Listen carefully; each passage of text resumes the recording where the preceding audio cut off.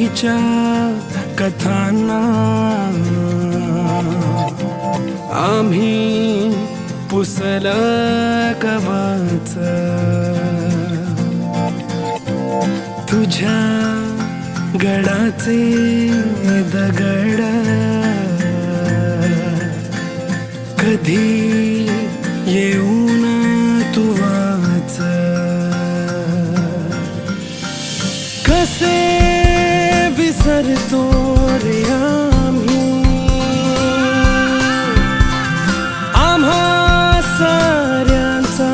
तू बापा,